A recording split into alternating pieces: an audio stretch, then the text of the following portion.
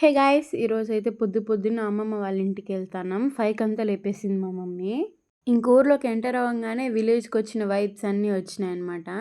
చుట్టూ పొలాలు పచ్చగా ఎంత బావునిందో. మా తాత మా కోసం కోడిని కోస్తానన్నారు. సో, అందుకని అంత పొద్దున్న పిలిపించినారనమాట మమ్మల్ని. మేమొచ్చేతాళికి కోడి అంతా కోసి పడేసినారు. దాని తల ఒకటే మిగిలింది. ఇంకా వేడి వేడిగా చికెన్ పులుసు చేసి పెట్టినారు. దాని తర్వాత మా తమ్ముడికి లివర్ ఫ్రై. నేనైతే ఇడ్లీ మళ్ళీ చికెన్ పులుసేసుకున్నా. వేడి వేడిగా పొగలు కక్కుతా ఉన్నింది అట్లే. ఇంకా తినేసి చేను కాడికెళ్ళిపోయినాం.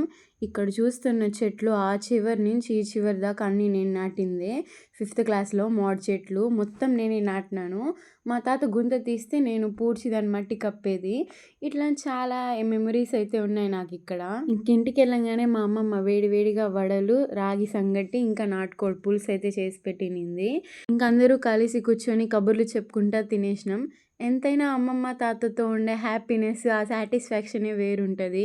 ఇంక ఈవినింగ్ అందరూ కలిసి పెళ్ళికెళ్ళామనమాట. ఎవరో తెలిసిన వాళ్ళది పెళ్ళని చెప్తే.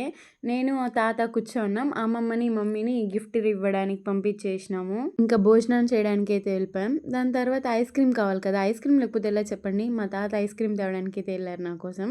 ఇలాంటి మెమరీస్ మీకు కూడా ఉంటే కమెంట్ చేసేయండి. That's it for today. Okay bye.